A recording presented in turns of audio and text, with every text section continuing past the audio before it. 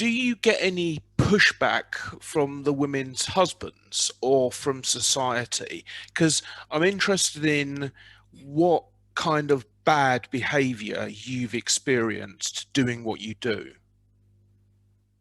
Yeah, one of my clients, she was like, it's I just want to share that.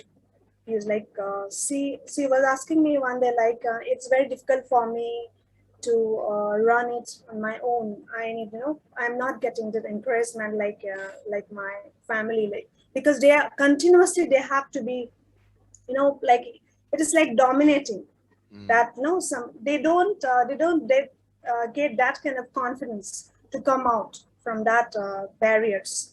So like they say that how do I could not understand, I'm not giving time of, I could not able to give my time myself in this business. So I said, then I told her that you try to share your views, like what you are going to get from this platform, and that's so that you can understand that this is how you are going to give the, I mean, like how you can give the benefit out of it, so he can understand. At the same time, you share your small success stories, like what are the things we are doing, and you try to communicate with them properly so they can understand. So there are some people who understand it, but there are some people who don't want to understand. That is also there, like they just try to bully, like they're like, they know, never. This is like, you are a woman. Yeah, mostly you can see in a backward society in India, you can say small villages, women, they are not getting encouraged. They are quite pushed by the husbands also. And not only the husband, along with the family members. Like they don't like the women should work.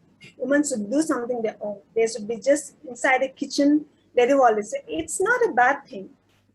Women, we are born to be like, we are born to be a get mother, like, you should have the quality, but also you have your own some, you Mm. should have some self-respect, should try to build your own identity. So those are the things we try to give them encouragement to the ladies, the women who are so that you can build your own personality, you can build your own image to come forward. Of- Yeah. Yeah, it sounds good. And there are, I've heard news stories. I'll come to you in a second, Marilyn. That, so I mean, the fact that it's news amplifies the effect, but there were stories of a husband, not a husband, a father stoning his own daughter to death because she had been raped. And you think, you know, if your own parents don't love you enough to support you, society really needs to change. Mary Lynn, coming to you, so what I'm looking to do with these recordings is so we've heard this business professional, visionary, uplifting story, and I think that men that make unwanted contacts have a certain view. So what is your experience and view of that? Well, I guess my experience has just been where, I get hit upon, like as soon as they connect with you, they want to step you out of the platform onto a private network and Mm. have a conversation with you. And I just, or especially even Instagram is really bad for this too. It's sort of like, and then you get, well, hey, sweetie, I'm blah, blah, blah, and I'd really like to get to know you.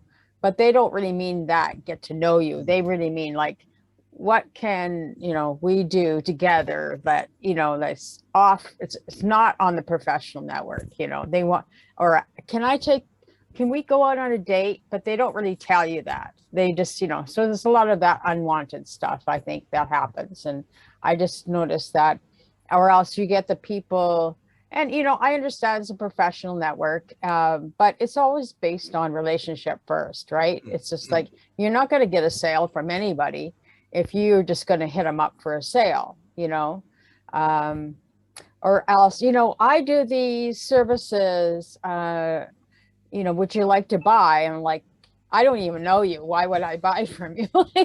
You know, we've never had a conversation, not even a conversation. Mm. So I understand that there is a professional network, and I understand that there are, you know, people that just really don't know, or maybe they're taught to do, you know, go for the target, go for the pitch. Mm. I was just talking to a CEO yesterday in a training he was giving, and he said since he put CEO, he says, oh my God, he says, the amount of pitches I'm getting, like, okay, that's, you know, that could be good. I don't know what kind of a pitches those were, but you know, but I guess as a woman on the platform, more for me because concerned is about the sexual innuendo or Right. you know, or those type of things bother me more than the other business pitches. Because okay, you know, you could just delete them, right? Yeah. Or Yeah. Yeah. remove them.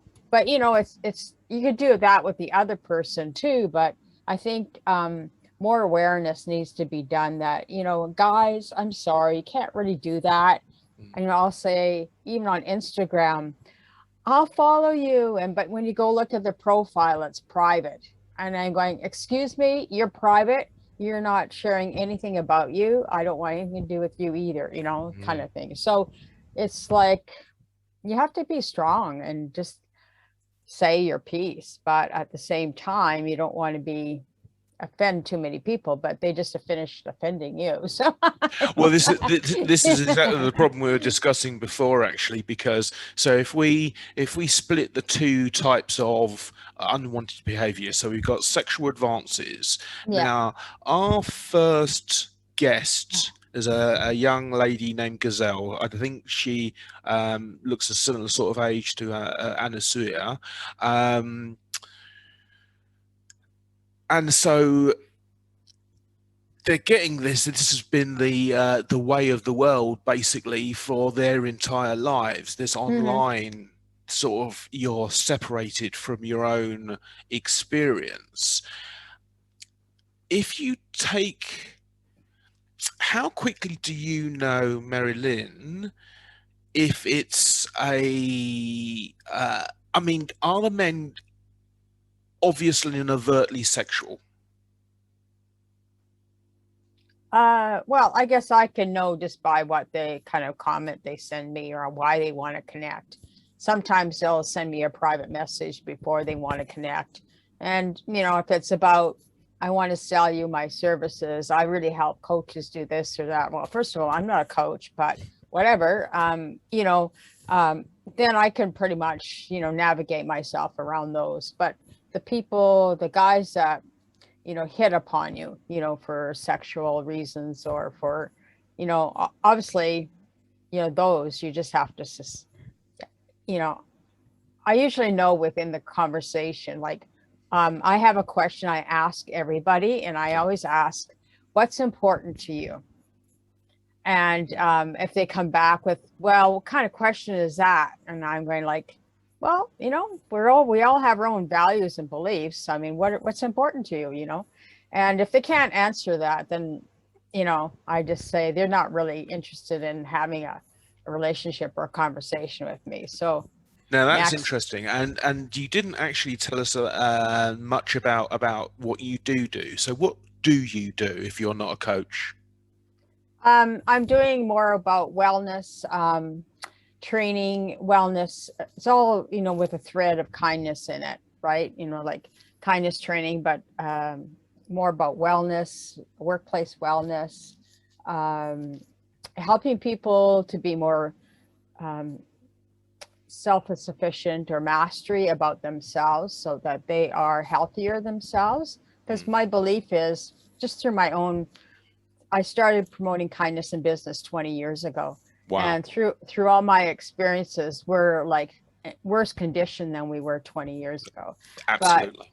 and so what I realized through all the time that I've been doing that is that, you know, we all come to work with our own garbage.